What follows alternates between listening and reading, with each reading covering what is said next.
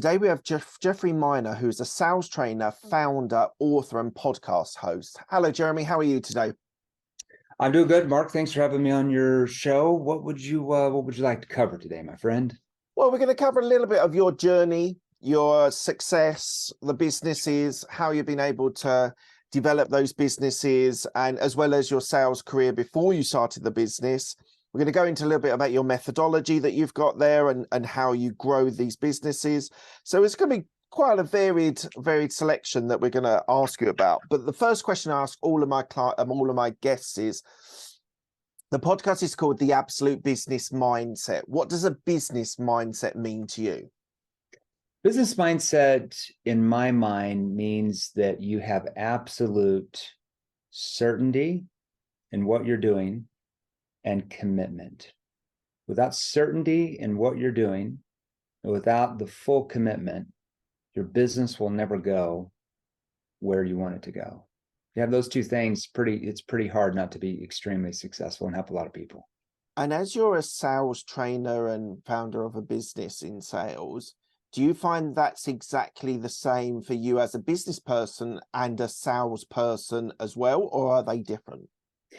I would say, I had a 17-year sales career before I retired in 2017. Then I started 7th level in 2018. So we're 4 years old. My success and results in sales all came from the first thing was my commitment, because you'll never be successful in what you do if you're not committed to being the best at that thing, right? Yeah. If you look at professional athletes, they are all committed to being the best. They don't just like halfway commit. And, actors and actresses that make tens of millions of dollars per film, they're just not halfway committed. They don't have 1 foot in, 1 foot out with like a plan B and a plan C. You have plan A and you're all in, and you figure out how to make plan A extremely successful. Now, that doesn't just happen by you manifesting it or wishing it happens or hoping it happens or just praying it happens. My good friend Andy Andrews says, God feeds the birds, but he doesn't drop worms in their nest.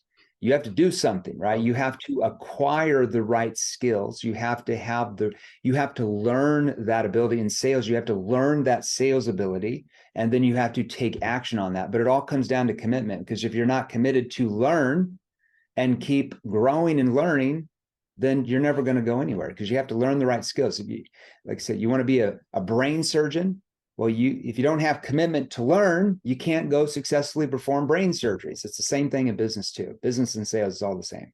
Yeah, I was listening to a podcast a little bit earlier on today where they talked about personal responsibility being critical. Yeah. I think that's kind of what you're saying. Like, you need to commit to something, but it's your responsibility to be the best at it to make it successful. Yeah. I mean, just look at all the top 1% of people in life that do anything. You're a professional athlete, you're a professional actress, you're a professional psychologist that gets paid thousands of dollars an hour, whoever you are, business owner. The reason why they're in the top 1% or they're the best is because they simply are far more committed than everybody else. It all comes down to commitment. That's the foundation. If you're not committed, you're just never going to be at the very top. There's no person at the very, very top that is not committed in that profession that got there because they were just not committed. I mean, everybody's committed to get there. So they learn the right skills. They acquire the skills that allow them to get there, and they're willing to do things. Everybody's heard this. They're willing to do things others are just not willing to do. And that doesn't mean like be unethical or do crazy stuff. No, it just means they're willing to do stuff. Sorry, I really like the saying when they say, yeah, I'm an overnight success. It just took me 10 years to get here. Yeah, no, for sure. It's a continued process. And with that comes acquiring new skills. As our organization has grown, Inc. magazine here in the US ranked us the fastest growing sales training company the last 2 years in a row. We'll probably win that 3 years in a row. But it's because our team is all committed. We are on the same vision. We are on the same path. And as changes need to be made, we are committed for our clients and customer base to make those changes for their good. And when you are able to do that as an organization, and that's your first goal, to make changes as you need and to learn and get better in all departments, you're just going to have a company that scales very, very quickly. Okay, I'm going to take a slightly different tact. I've got a question that I sometimes ask outside of sales, so before sales. Tell me one thing in your upbringing that reflects who you are now. Yeah, it all comes back down to commitment, because I learned from a very early age that I had to be committed. So I grew up on a cattle ranch. So quite literally, I grew up in the state of Missouri. I know you're over in the UK, but so maybe so you're like, yeah, no, I know what you're talking yeah. about. So Midwest, if you've heard of that. And I grew up on a cattle ranch that it was like a 600-acre ranch. We had cattle, we had dairy cows, we had horses. So I was up from age like 6 on till like 18 at 4 a.m, milking cows like 6-7 days a week. Right. I had to be committed because that's just my chores, right? Now, I didn't necessarily like that. Yeah. But I didn't like the farm work. It made me actually like, when I was 18, like leave home. I'm like, I'm going to the city. I'm a city slicker. I'm not a farm boy. I'm a city slicker. I'm so burned out. But that commitment, and, playing high school sports, I also played college baseball. So I had to be committed. I wasn't necessarily the most athletic in our conference, in our division. But if you go back and you talk to people, my teammates, they will tell you I was far more committed than everybody else. I was committed to stay and watch game film on the weekends where most of them were out partying. I was more committed to get up at 4 and 5 in the morning and to go run hills and to work out with coaches by myself to get better. And because I did that, it made me better than most everybody else who I competed against, not because I was necessarily the most athletic. I was just far more committed to outlearn them, to outgain them. And that can get you really far in life for sure. Absolutely. So you studied behavioral sciences and then came out of it. What made you choose sales as a starting point for your career? I don't know if I really chose it. It just kind of happened. It's just kind of interesting how divine providence kind of, the heavens open and these opportunities come into your lap. You have to take advantage of them. But, I was in behavioral science, human psychology. I was learning from different professors, like, behavioral science, if we really peel the layers back, is really the study of the brain and behavioral patterns. Like, why do human beings do things? Why do they make decisions? Why do they go left instead of going right? Why do they say yes instead of saying no? So really sales, right? You just don't talk about it. So I started learning from my professors like Robert Cialdini. I don't know if you ever heard of him. He's got a great book called Persuasion, Influence. He's the head of behavioral science here at Arizona State University here in Arizona. But I started learning from professors like him. The most persuasive way to communicate was here. And I was just kind of learning this. It was just always intriguing to me to understand how the human brain works.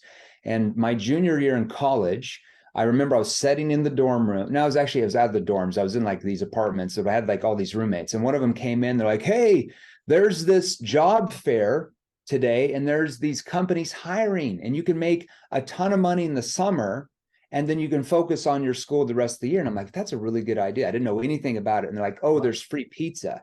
And so I went to get the free food because I was broke, 21-year-old kid.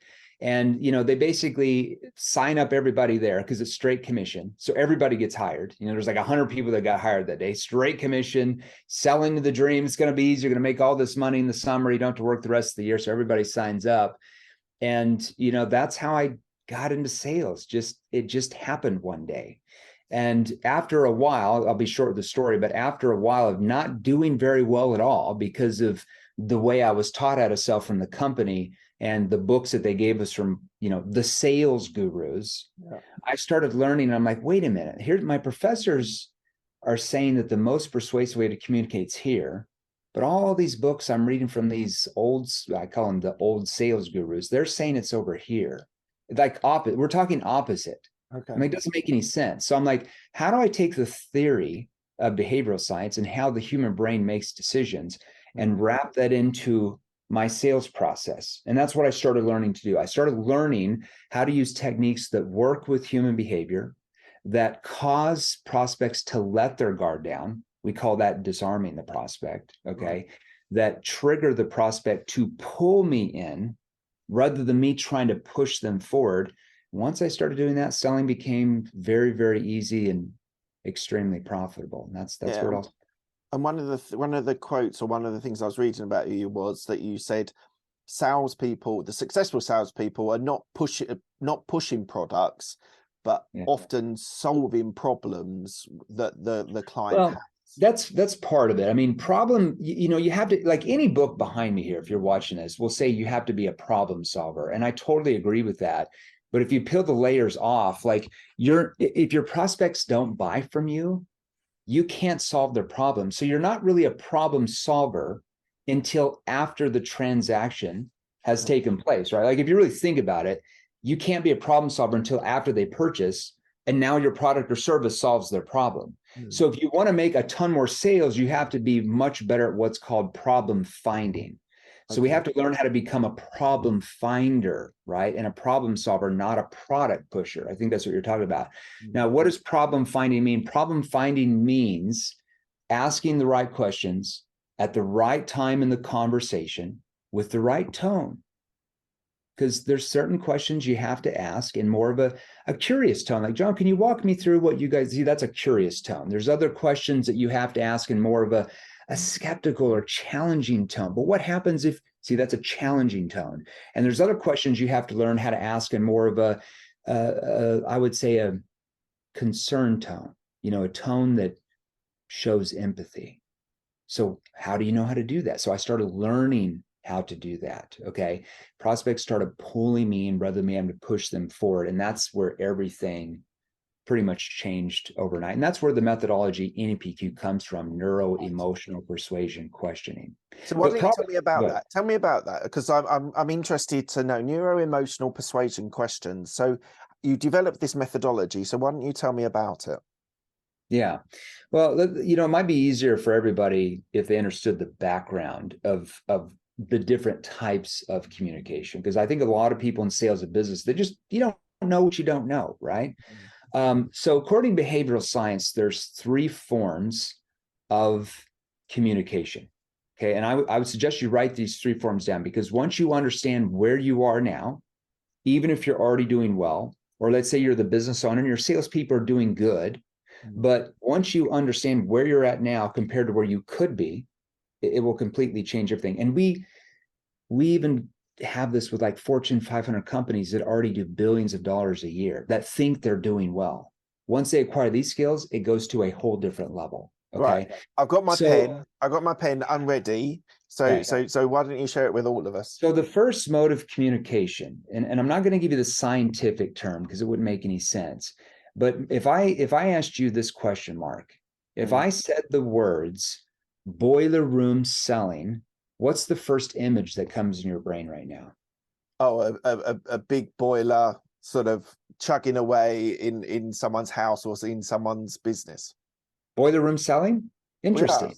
I've never heard that. So typically when I say that at events, people like they've seen like movies like Gordon Gekko or Wolf on Wall Street. So boiler room selling here in the States, boiler room selling is a term where you imagine like salespeople, old school salespeople from 30, 40 years ago in like this huge office, and they're just on the phones manipulating, pressuring people. That's kind of a term here that we would call it boiler room selling. Maybe it's different in the UK.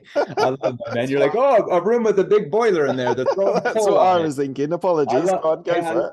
I love it. Have you ever seen that? Have you ever seen any movies like Wolf on Wall Street? Yeah. I know exactly what you mean now. Yeah. So you know what I mean now. Okay. So I love that. So according to the data, we're the least persuasive when we tell people things, or we attempt to dominate them or posture them, manipulate them, or push them into doing something we want them to do. Like if you look at the shows that I just described, Wolf on Wall Street, hey, I got a great opportunity for you. We talk about the features and benefits, and then we push and tell them why they need to buy from us. And we're the #1 market leader, and we have the best this, the best that, like every salesperson says.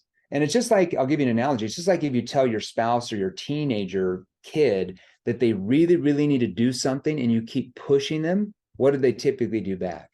Push against it. They push back. It's just human. If we push, human behavior pushes back. I mean, as a society, if we're forced to do something by a government, what do most of the citizens do? They push back. They Yeah. don't want to do it, even if it's good for them. They don't want to do it because they feel like they're forced. Nobody wants to be forced. It's once again, it's behavioral patterns as human beings. Okay. So I'll give you a few examples of the least persuasive way to sell: presenting. Okay. We've all been taught have to have a great presentation, show them your 60 to 90-minute slide deck. Here's our corporate office. Here's a picture of our corporate office.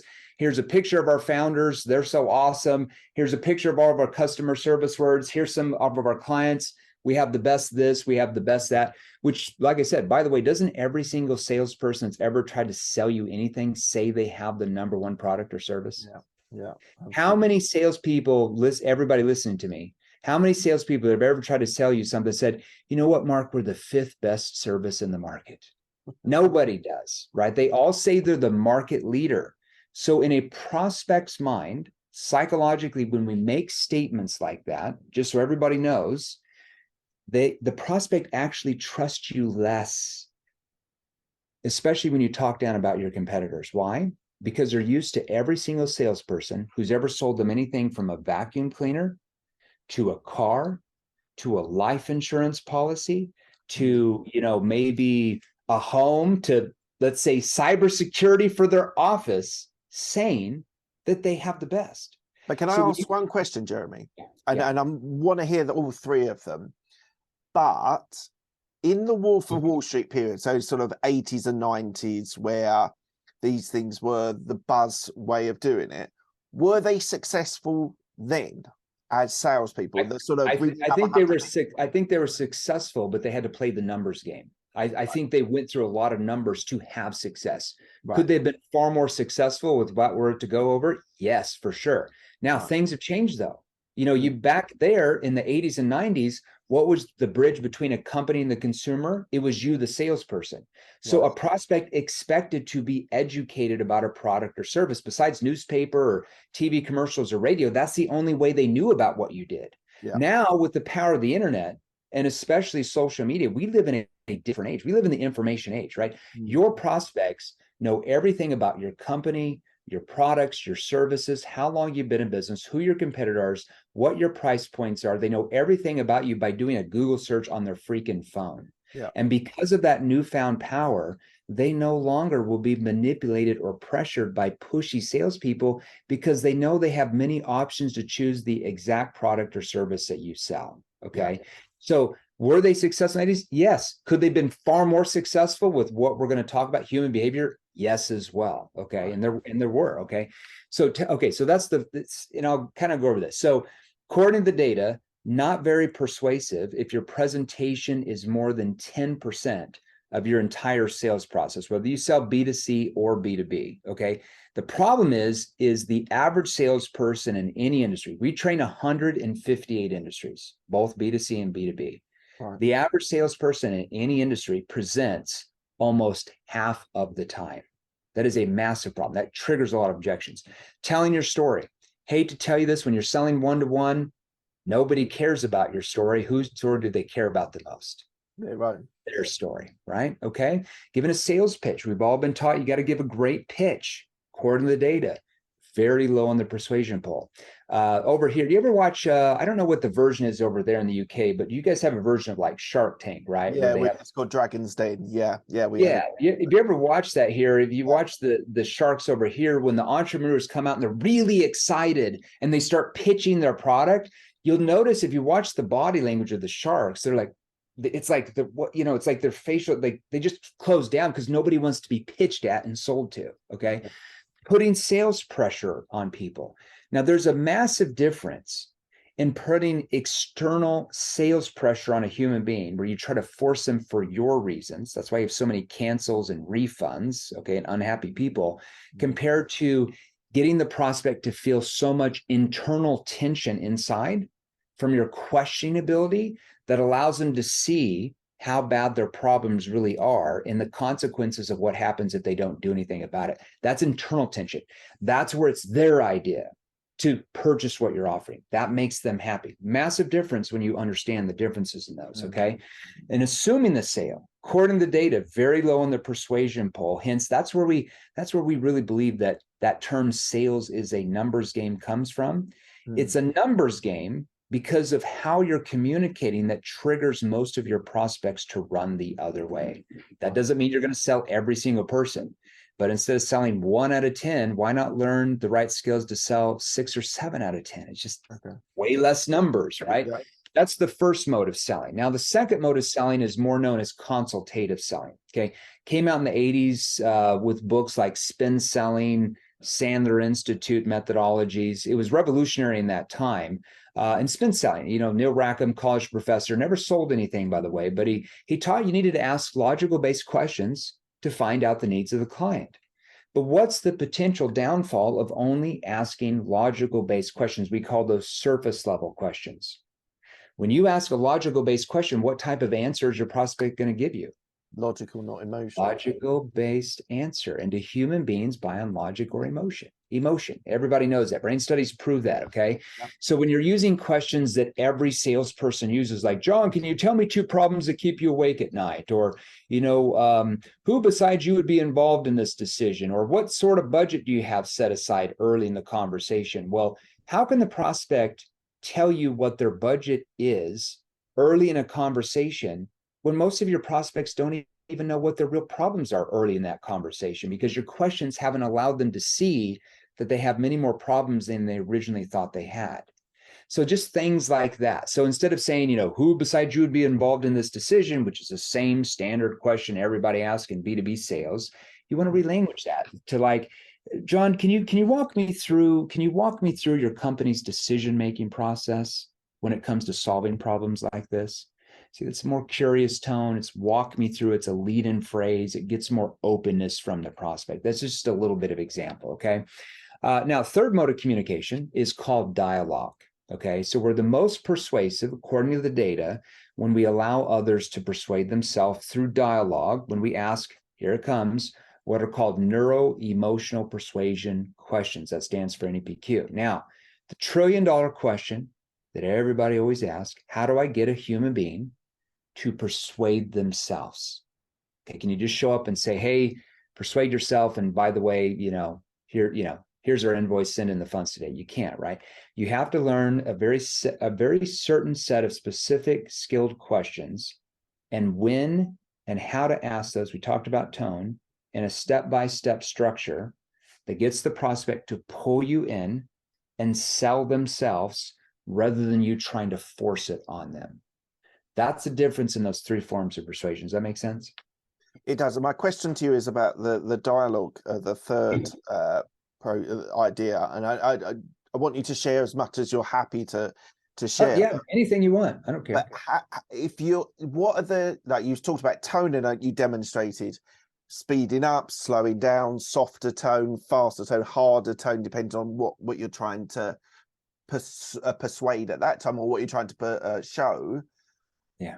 What are the components that mean that, as me as a buyer, that the things that you're going to say to me that are going to make me, in your words, persuade myself to buy? It's a step-by-step structure. I'll give you the structure real quick, just as a basic overview so everybody understands. So in NEPQ, you have to learn what are called connective questions. In connective questions, that's the first part of your sales process, whether you call outbound leads, inbound leads, cold calling, doesn't matter. Okay, B2B, B2C. Connective questions take the focus off you, Mark, and put it on the prospect immediately. So right at the very beginning of that conversation, we're getting the prospect into results-based thinking over cost or price-based thinking. Let me give you an example. I'll just give you an industry-specific example so you can see the format. Yeah. Let's say that you sell, solar. I'm just going to throw it out there. Okay. Yeah. I was working on a sales structure for a big company. We train in that. And let's say that they book on your calendar and you're having a virtual meeting. Okay. So I want to start that first question off. Hey, can you hear me? Can you see me? Just little stuff like that. Okay, so it looks like you had booked on the calendar about looking at ways at possibly locking in your rate and lowering your bill, right? See how that first question automatically gets them into what? Results-based thinking. It's really interesting because you say that I think I'm trying to think what it is persuasion that I think I read. Well, I actually listened to it on Audible, but it's that whole, if you ask the question with right at the end, if they go, yeah, that's right, there's a commitment in saying you're correct, you're right in that way. Am I Yeah, along the that's part of it. I don't really buy in the methodology. Like if you get them to say yes 7 times, they're more likely to buy. There's no studies that actually show that. Just, you know, right. it sounds good. A Yeah. lot of sales training sounds good, but it's based on more like somebody making it up and it sounds good and it just people start saying it. Right. There's really no studies on it.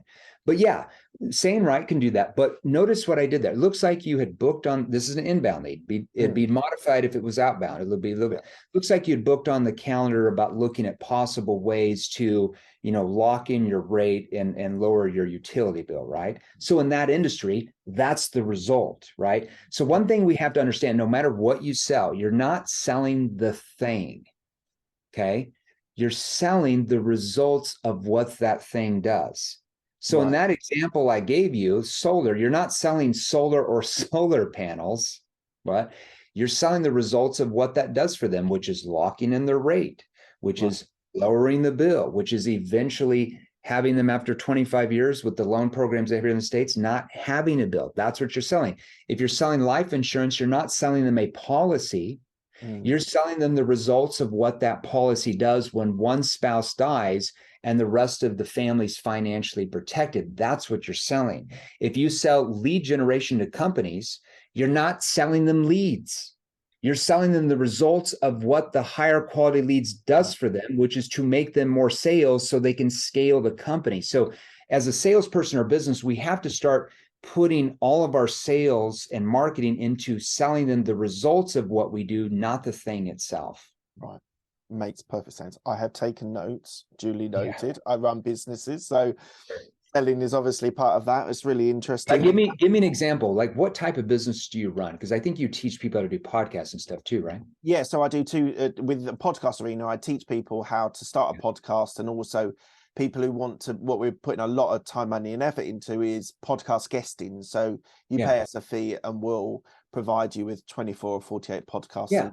So in that example, you're not selling them training on how to run a podcast. I'm just throwing this out. You're selling them the results of what that thing does, which is to get their brand out in the market where they become more credible and they make more money. That's what you're selling, just the results of what the podcast will do for them, not the podcast itself. Yeah, makes sense. Do you think we're more cynical sort of post-war, after the Second World War, and sales became a lot more part of it through telephone and through into the media age? Do you think we're more cynical about salespeople than we were?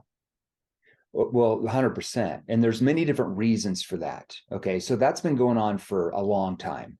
It's definitely sped up, I would say, in the last 10, 15, 20 years. Okay. Because we call that the post-trust era. After like 2008, 2009, governments lie, banks collapse, like all this stuff that we were told just wasn't reality. You know, like our governments and all the world, they're like, everything's fine, don't worry about it. The next day, Armageddon, we need $5 trillion or the economies are going to fall. You're like, well, you just said everything was fine 24 hours ago. Like, well, we don't understand, right?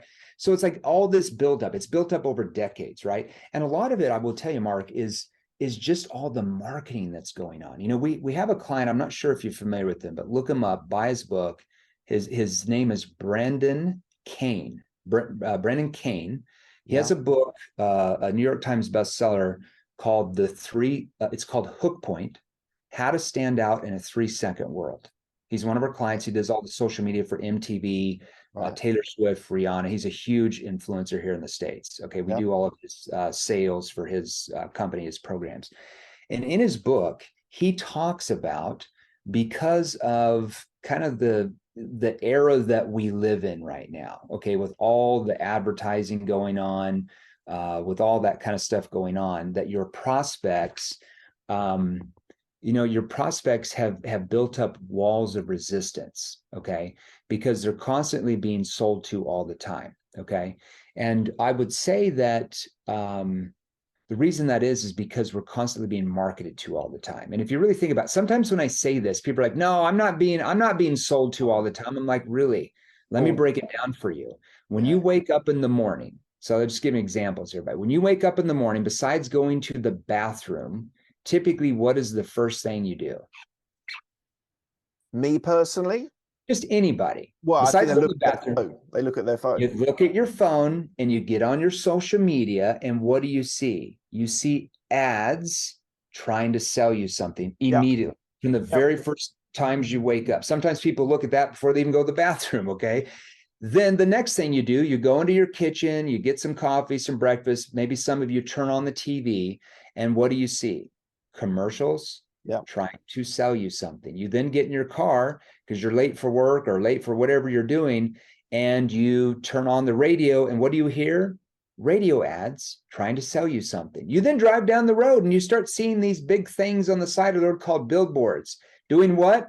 Trying to sell you something. You get to work and you take a 10-minute break. You get back on your phone and you notice your aunt is pitching her latest, greatest, MLM opportunity. So you're constantly being sold to and marketed to 24 hours a day. And because of that, human beings over the years, like you've said, have built up walls of resistance. At any time they hear certain words or phrases, it automatically triggers sales resistance where they have like this protection wall going on. It comes from our reptilian part of our brain, right? So back in the day, when the first humans were put on the planet Earth, maybe that was 1,000,000 years ago, who knows? We're all finding that out.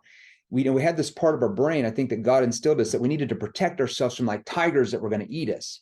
Well, that's still the same thing that we have, but now we're trying to protect ourselves from being sold to because we're constantly sold to.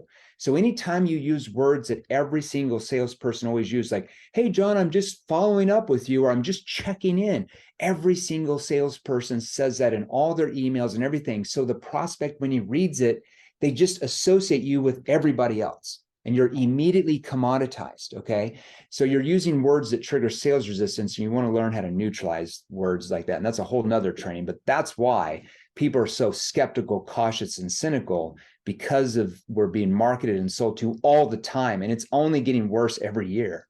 Yeah, absolutely. And as you say, the advent of social media and the web, there's adverts and sponsors, and there's all new words, boosting posts and things like that, which is essentially all doing the same thing. Tell me about your book, your new book that's coming out later on this year.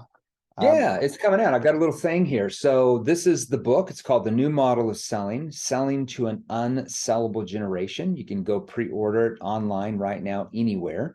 And it'll be available in all local bookstores to you guys. I think even in the UK. I definitely know in the United States, like Barnes & Noble, March 15th of 2023. I wrote that with a gentleman by the name of Jerry Acuff. He's the CEO of a very large consulting firm in Virginia called Delta Point. Most of his clients are in the pharmaceutical industry, like Pfizer, Johnson & Johnson, AstraZeneca. He only has about 15 clients, but you're talking like the 15 biggest companies in the world. And Jerry and I talk about way more detail about what we went over today, about how selling has changed, why prospects are, why they're cautious, why they're skeptical, like what's caused that. We do a deep dive and we show you how to overcome it as a salesperson or business. Like there's certain things you have to learn. You have to learn how to work with human behavior.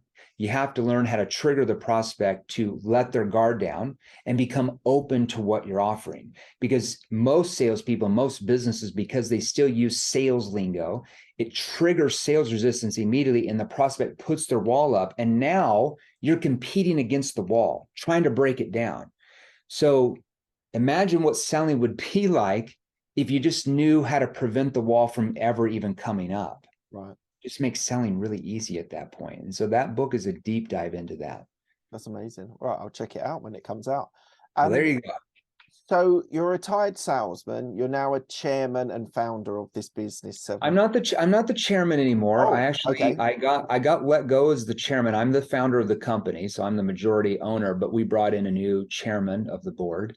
We're fairly large. We're probably the 5th largest sales training company in the United States now. So we've grown pretty rapidly. Everybody ahead of us has been in business for at least 30 years. So my question, yeah, well, it's very impressive. But what my question is to you, that the role that you have now versus your 17 years in sales, do you enjoy the side that you're doing now more than the sort of in the field selling? I mean, there's things I enjoy more now there's things I enjoyed more then, as a business owner. And I don't even run the business anymore. I'm completely removed from the business. I'm more like the brand ambassador, the methodologies around me, all the virtual training courses. I do most of our keynotes. We only do 2 of those a month. We usually turn down most of them.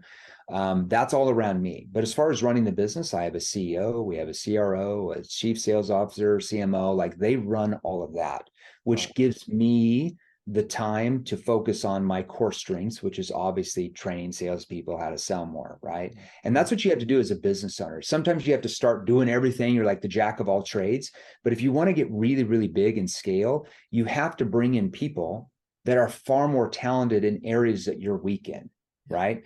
I don't like running businesses. It doesn't make me happy. So the first year I didn't like that. Once I brought in the CEO and they took over, we just went through the roof because I could focus on my core strengths, whereas they could focus on their core strengths, and that's where you scale and grow. So, when I was a salesperson and, sales executive and manager and VP and stuff, there was obviously certain things that I really enjoyed that you don't have now, but I get massive fulfillment out of client results. We have well over 12,000 testimonials in the last 3 years. That's a lot for our space.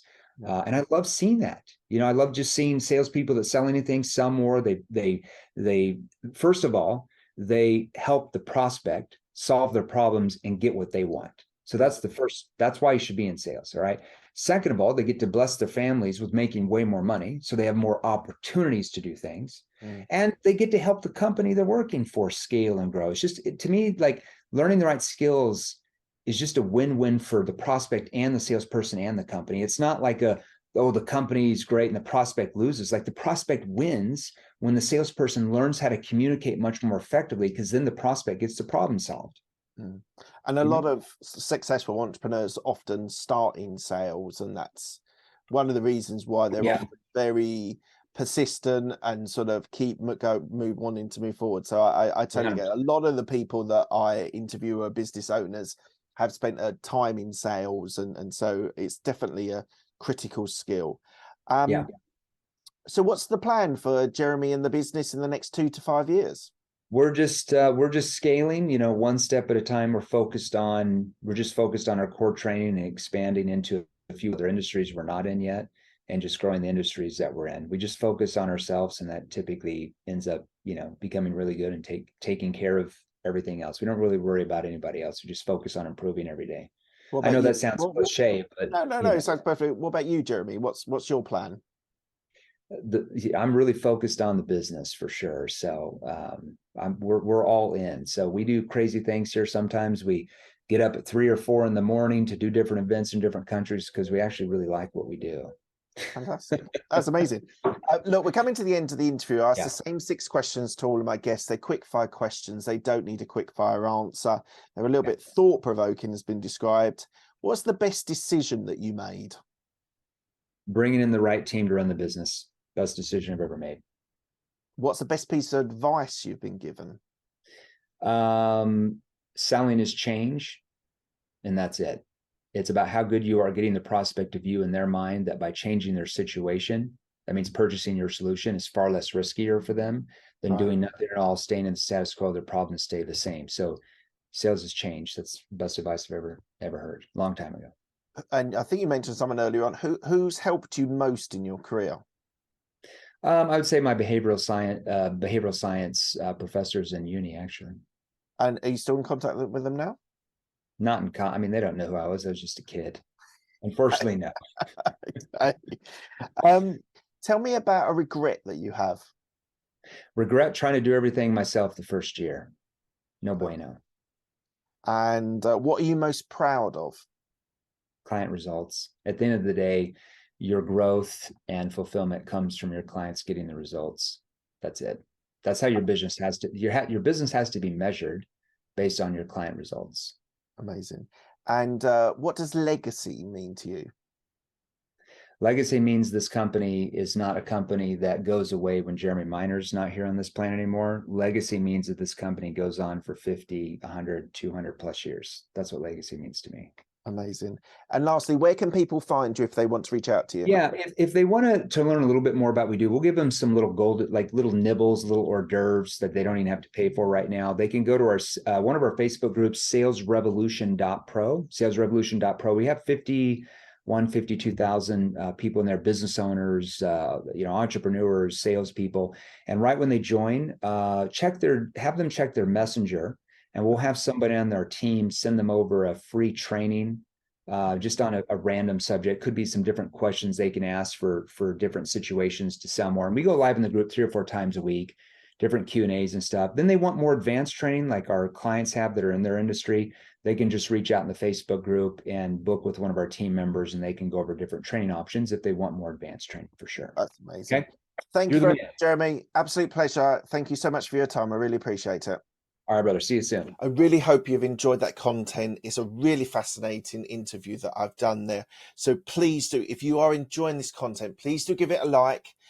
Please do give a subscribe. It'd be really good to boost the subscriptions. It really makes a difference to the algorithm in YouTube. So thank you for that. If you do hit subscribe, hit the bell icon and you'll get all of the content. You'll get notified when all the content is available. Thank you so much for your time. It's really appreciated. Thanks a lot.